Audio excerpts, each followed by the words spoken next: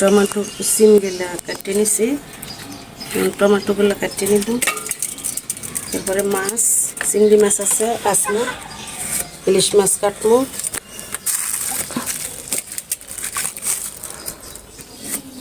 পেঁয়াজ কাঁচামরিচ,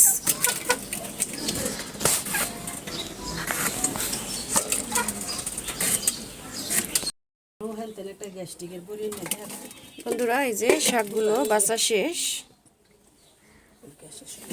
এখন মাছগুলো বেছে নিবে, পরে ধোয়া দাই করে নিব।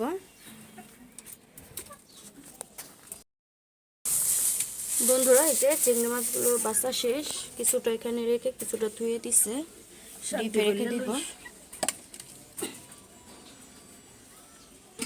এই যে বৈত্যা শাকগুলো আমি ধুয়ে আনছি, এগুলো এখন কেটে নিবে।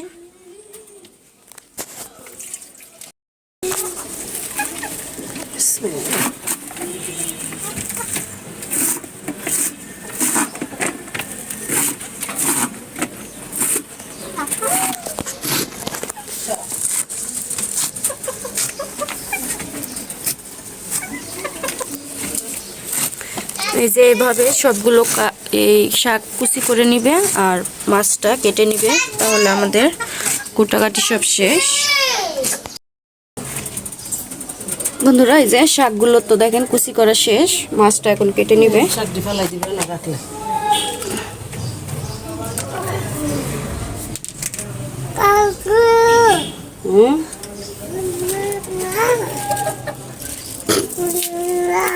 কি জানি কই।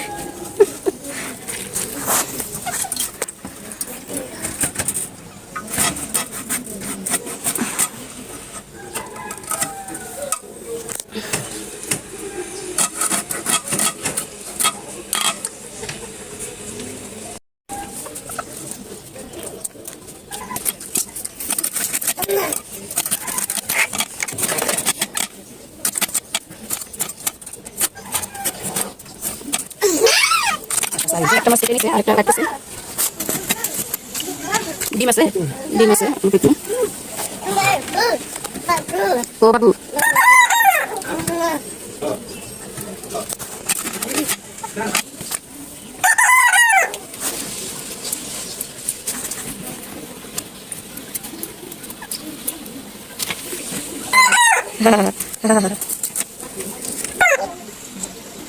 বন্ধুরা আমাদের এসে কুটাকাটি সবকিছু শেষ, এখন ধুয়ে আমি রান্নাটা বসিয়ে দেবো।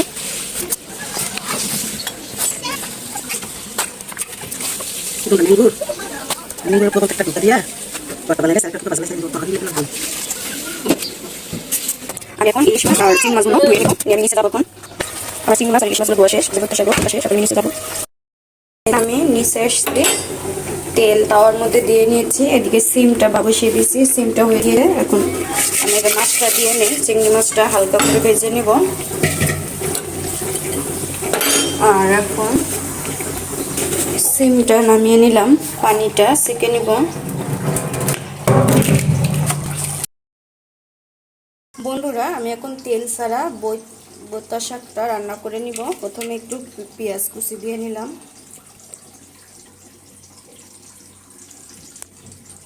এখন দিয়ে নিব সামান্য পরিমাণ হলুদ, সামান্য পরিমাণ লবণ, একটু মরিচের গুঁড়া, বেশি দিব না, কাঁচা মরিচটা দিব। এখন একটু পানি দিয়ে নিব,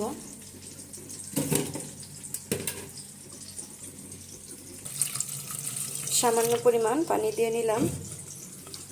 এখন আমি চুলার মধ্যে বসিয়ে দিব। আজকে যেহেতু তেল ছাড়া শাকটা রান্না করব, আপনারা দেখতে থাকেন আমি বৈত্যা শাক তেল ছাড়া চিংড়ি মাছ দিয়ে কিভাবে রান্না করি। এদিকে চিংড়ি মাছটা আমি ভাজা বসিয়ে দিয়েছি, বেশি ভাজবো না, হালকা করে ভেজে নিব। আর আমরা সব মাছই ভেজে নেই, ভেজে খাই। এই যে বৈত্যা শাকটা এই মশলাটা দিছি, এটা একটু বলক উঠে নেয়, পরে আমি শাকগুলো দিয়ে নিব। বন্ধুরা এই যে পানিটা বলক উঠে গিয়েছে, হলুদ লবণের পানিটা, এখন আমি এখানে সিম আর শাকগুলো দিয়ে নিব, বৈত্যা শাকগুলো।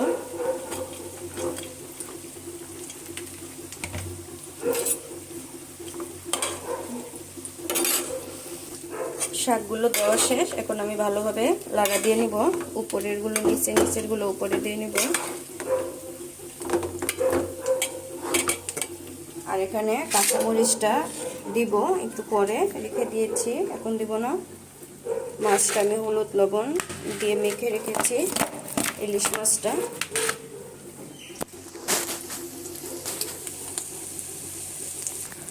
আমার চিংড়ি মাছগুলো দেখেন ভাজা হয়েছে, নামিয়ে নিব এখন।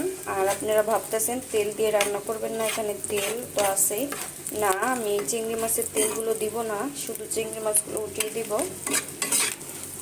চিংড়ি মাছ যারা না ভাজে তারা ওভাবে শুধু পানিটার মধ্যে দিয়ে দিলেই হবে। আমি তো চিংড়ি মাছটা ভেজে রান্না করব, এজন্য তেল তো একটু দেওয়াই লাগে। আমি তেলগুলো দিব না, পরে মাছটা ছেঁকে আমি দিয়ে দিব শাকের ভিতরে। এখন তো শাকের ভিতরে দিব না চিংড়ি মাছ, যখন দিব তখন এই তেলগুলো আমি দিব না। আমি চিংড়ি মাছগুলো ভেজে উঠিয়ে নিয়েছি। এই তাওয়াটা নামাবো না, এখানে আমি ইলিশ মাছগুলো ভেজে নিব। এই যে চিংড়ি মাছ ভাজার তেলগুলো,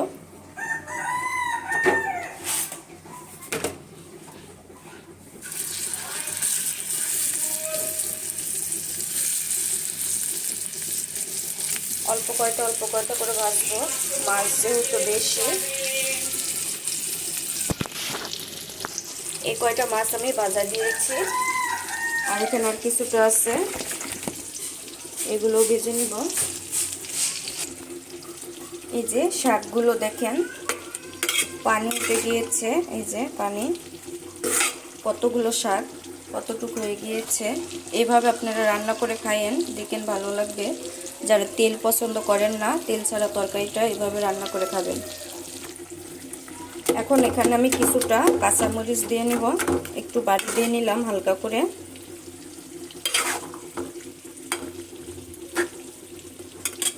শাক রান্নাটা কেমন হচ্ছে আমাকে কমেন্টে জানাবেন। এই যে কাঁচামরিচ দিয়ে নিলাম কিছুটা।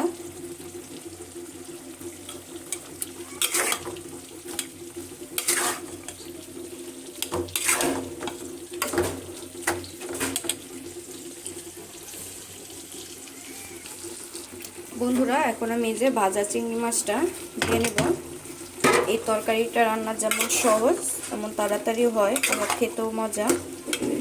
ভাজা চিংড়ি মাছটা আমি দিয়ে নিলাম। দেখেন আমি একটু তেল দিই না, এখানে তেল ছাড়াই রান্না করলাম। আর কিছুক্ষণ রেখে আমি উঠিয়ে নিব। আমার দেখেন তেল ছাড়া ভর্তা শাক রান্না করা শেষ। এখন আমি নামিয়ে নিব, বেশিক্ষণ রাখবো না। বেশিক্ষণ রাখলে আপনি পাতাটার কালার অন্যরকম হয়ে যাবে, ভালো লাগবে না। কেমন হয়েছে বন্ধুরা বলবেন, আর আপনারা ঘরে রান্না করে খাবেন। এখন আমি সিম তরকারিটা বসিয়ে দিব। ভাজা শেষ, এগুলো বসিয়ে দিয়েছি। আর এদিকে টমেটো আর সিম তরকারিটা আমি বসিয়ে দিয়েছি।